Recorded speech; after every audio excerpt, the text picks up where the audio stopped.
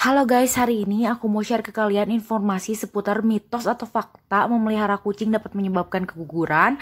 Nah, buat kalian yang pengen tahu informasinya selengkapnya ada di YouTube aku. Yuk, simak baik-baik.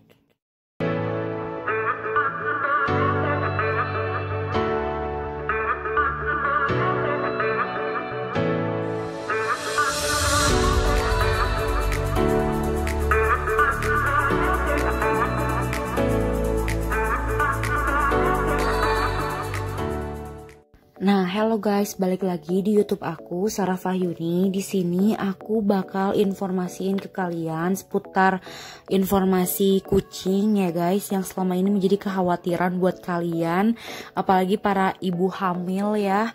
Buat kalian yang emang sebelumnya udah memelihara kucing atau ibu hamil yang baru mau memutuskan untuk memelihara kucing, seputar mitos terkait dengan keguguran atau misalnya nanti bakal menyebabkan kelainan janin dan lain sebagainya. Nah, di sini yang aku bakal tekenin informasi seputar penyakit ini gitu ya, atau misalnya parasit lah ya, yang bisa disebut dengan Toxoplasma gondii gitu ya.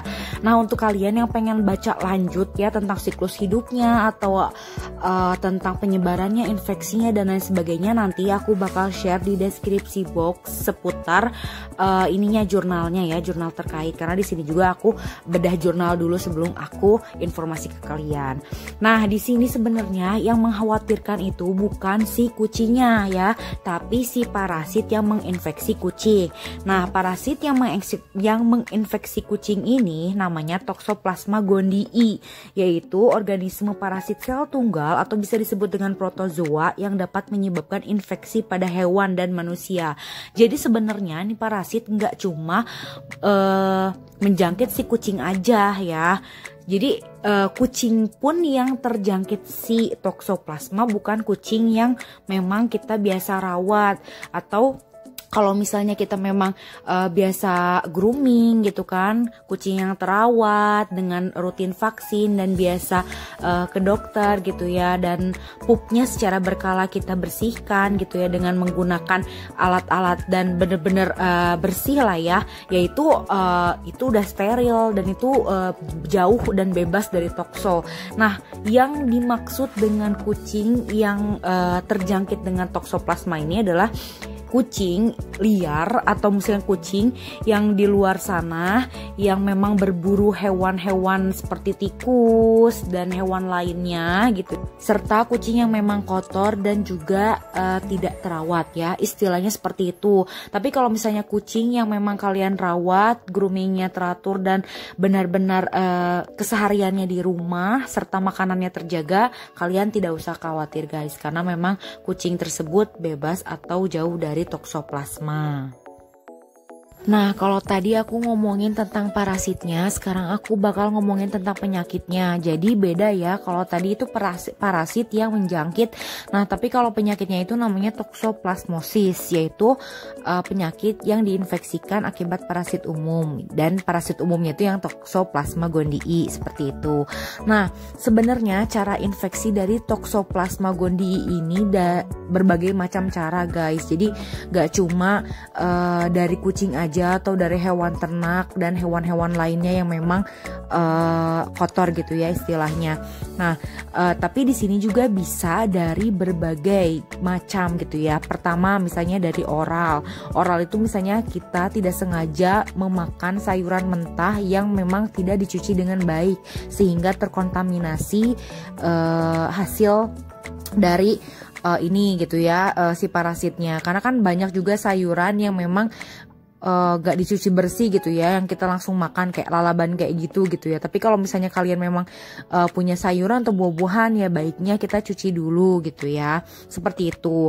Kemudian ada lagi guys cara infeksinya, selain dari sayur bisa juga dari makanan-makanan yang kurang matang ya. Misalnya kita makan sate atau kita makan daging olahan kayak sushi atau lain sebagainya gitu ya, istilahnya daging-daging yang memang kita tidak matang makannya gitu. Jadi itu hati-hati ya, karena memang kita nggak tahu cara pengolahannya seperti apa, dan kita juga nggak tahu steril atau tidak gitu ya penggunaan alat-alatnya, dan memang apakah si hewan ternak atau daging yang kita makan itu sudah memang jauh dari kontam si parasit atau tidak. Nah itu juga harus dihindari, apalagi untuk ibu-ibu hamil. Makanya untuk ibu-ibu hamil kan memang harus yang benar-benar matang ya kalau untuk makanan.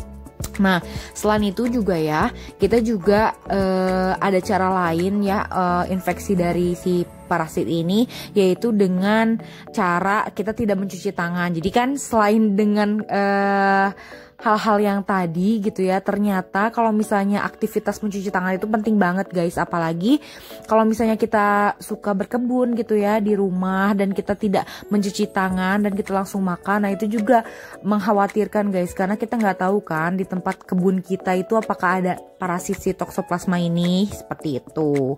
Nah selain itu juga ada dari sumber air minum yang terkontaminasi kayak gitu. Jadi memang banyak banget gitu ya cara infeksi dari si parasit ini. Jadi nggak cuman kucing ya. Jadi buat kalian yang memang orang banyak yang mungkin jangan pelihara kucing nanti takutnya keguguran, atau pelihara kucing nanti bulunya bikin ini. Enggak ya guys.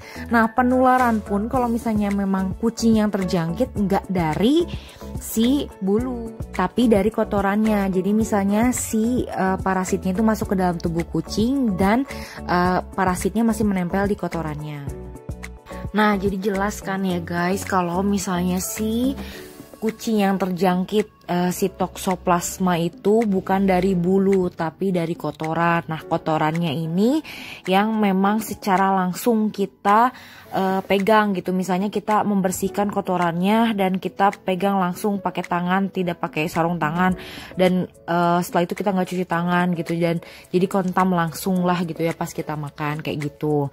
Nah si toksoplasma gondii ini bisa hidup 1 bulan di kotoran hewan gitu. Jadi memang kalau kalian suka lihat gitu kotoran kucing liar gitu ya di luar, kemudian masih kering gitu ya, nah kalian coba pegang-pegang. Nah itu juga jangan ya guys ya, karena itu bisa aja ada kontaminasi dari si toksoplasma gondii itu. Jadi kayak gitu.